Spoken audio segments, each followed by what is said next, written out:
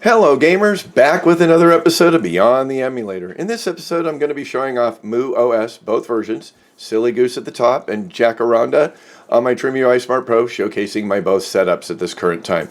This video is also going to be added to my Discord page. So sit back, grab your device and follow along to see if there's something you can adjust to get better gameplay and performance as we're going to be go beyond the emulator.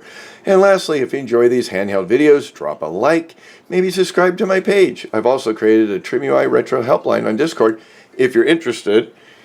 Details are below. Again, thank you and enjoy. Now, without keeping you in suspense, let's get started. So we've got MuOS firmware on the upper device.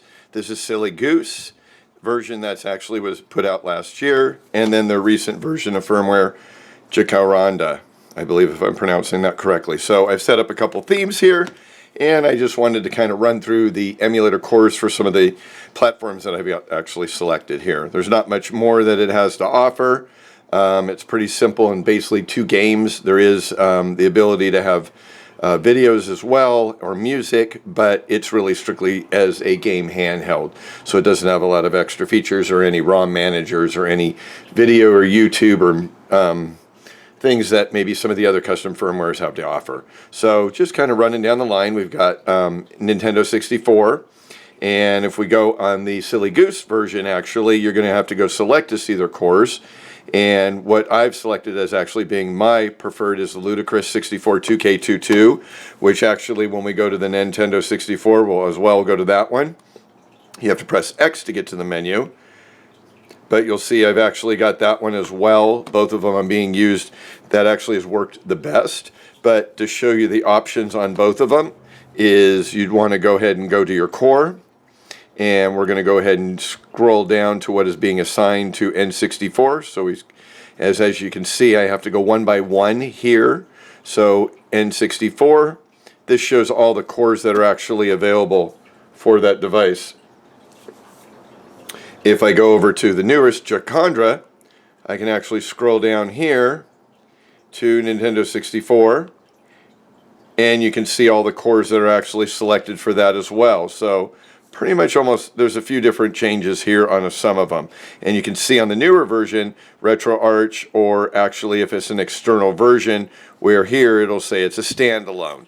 So just to kind of give you some heads up on that, we're going to go ahead and get out of that.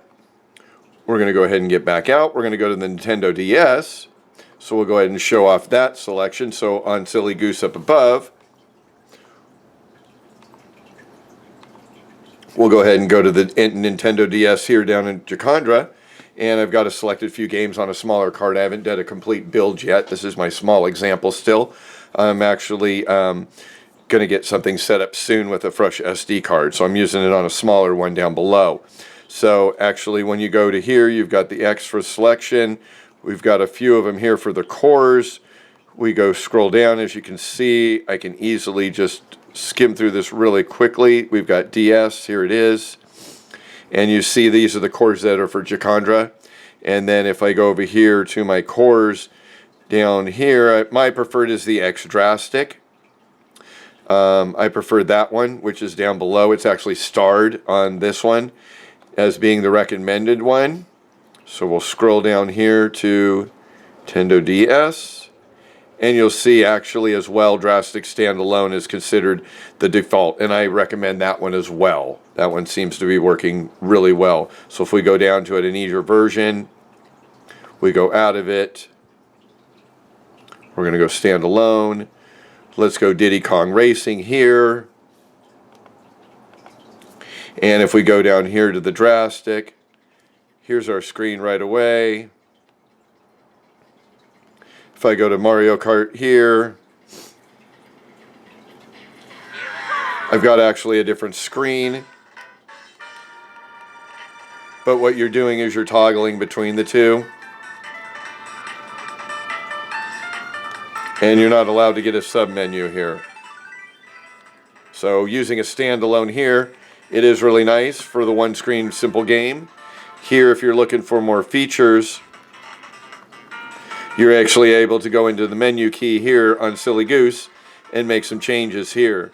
if you'd like to. So if you want to change maybe your options or advanced changes, this allows you to get some different changes on your screen. So if we wanted our display to be very similar, we would be using the R2 to flip our screens. So just kind of giving you a little bit of an example there. We'll go ahead and get out of both of these.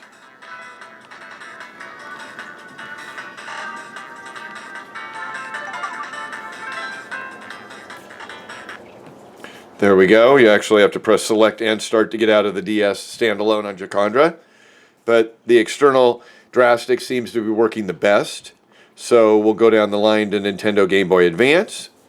Let's go ahead and get out of that. And what we've got here up above, say for even if we're just going to use Comic Zone, let's go ahead and see the cores that we have available. So we're using Game Boy Advance. So we'll scroll down to that selection and I'll tell you what I recommend. They're recommending the MGBA. Actually, that was what I prefer as well, but you can see the selection of cores on Silly Goose that I have to offer. And if I go to the Game Boy Advance with Pokemon Lazarus, it's actually got the MGBA as my RetroArch core as well, works well. If I wanted to go ahead and select to see what my other choices are, they're pretty much going to be identical as well. As you can see, we actually only have two choices, GPSP and MGBA for the Game Boy Advance. So they've kind of limited it as well, and you can see it's been starred as well as being the assigned MGBA. So just a quick example for that. Get out of that, we're going to skip through ports. We're going to go to Sega Dreamcast. So we'll go over and see their selection of cores on Jacaranda. Flycast on RetroArch is okay to work with, but they have a standalone as well. So we'll scroll down to that, Dreamcast. Basically, they're recommending the Flycast VL under RetroArch. I'm actually liking the just the Flycast as well. I was doing some testing, but then you've got the Flycast external, which is very similar on mostly all the other devices. So we go over to Silly Goose. Get out of that. We'll go to Dreamcast. Let's see what their little selection has got to offer. So Flycast there as well, which is a retro core. We're going to scroll down. Get into the Dreamcast category. There we go. And you can see basically we're using the same selection. But they're actually showing what it is here in parentheses as RetroArch or external. And they're actually recommending the Flycast VL as well. So that one actually does work really well. So if we were going to go ahead and select it, boot up Daytona. We go ahead and select it as well. Go with Daytona.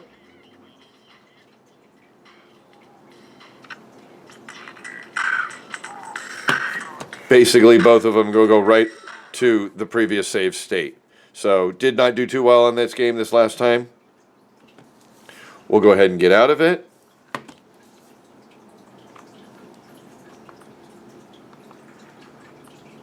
There we go. We're going to go hit down to PlayStation, Sony PlayStation. See what we've got for our options as well with Symphony of the Night. Gonna go down. I keep on forgetting. I have it's a select key. PCSX rearmed is basically the recommended that's out there, being used across most of the other custom firmwares. I'm going to go ahead and select that, and I'll show you what we have to offer. So you've got 4 choices there. Duck Station as well, which is considered very popular. I'm going to do a little bit of testing as well with that, but usually I've been using the rearmed version. So we've got down here, even like Ridge Racer has worked really well, but if I go and select, I've got rearmed. But we'll go ahead and select what PlayStation, and you see here is they've actually taken away the Beetle PSX, so we've trimmed it down. I haven't done a lot of testing with the PlayStation platform as well with these different cores, but I'm going to go ahead and do some more, and we'll see if I can show that off as well soon. We'll go ahead and get out of those. We've got one last. Obviously, you've got your Sony PlayStation.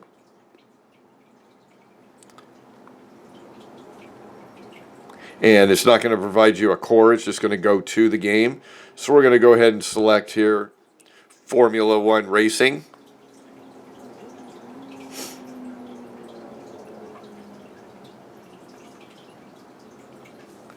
their version here. If I believe they don't show it off here,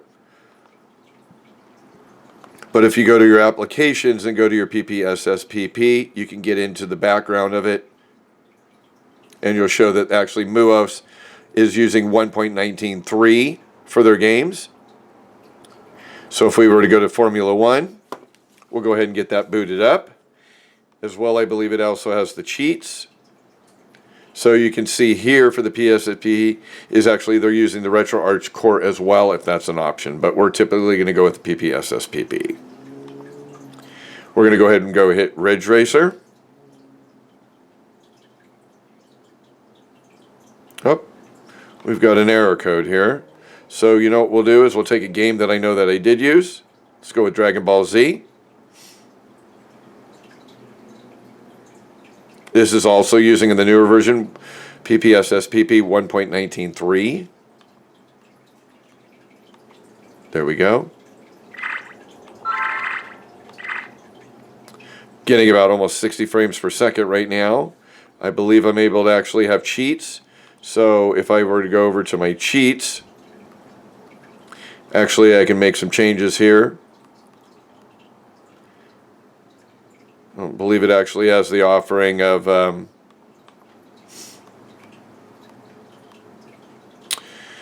frames per second. So we're going to go ahead and do a load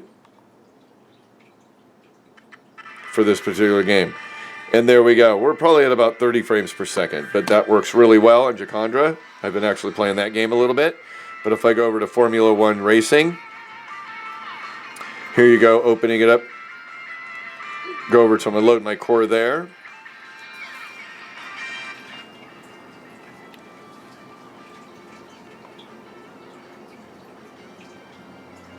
And as you bring up my racing there, I think we got stuck on this game here.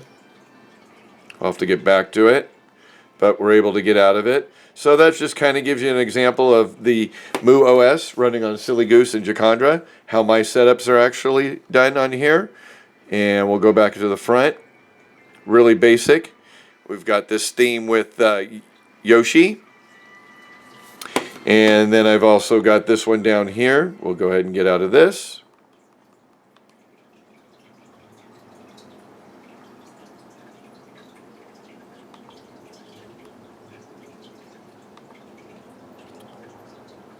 Couple extra buttons there.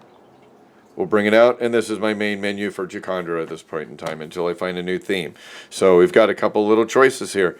And then just basically showing off, if we go over to any of our applications, you can see also you've got Moonlight, you've got Portmaster, you've got RetroArch, you've got a few other applications that are also in Rockbox as well that have been set up. And if I go over here to my other applications, on my other Jacaranda, basically you've got Moonlight, you've got PPSSPP, RetroArch, as well, Scrappy as an artwork for your ROMs. So there you go. That's kind of a wrap, just kind of showing off this particular firmware, and I'll be able to add that onto my Discord page. Thanks again for watching.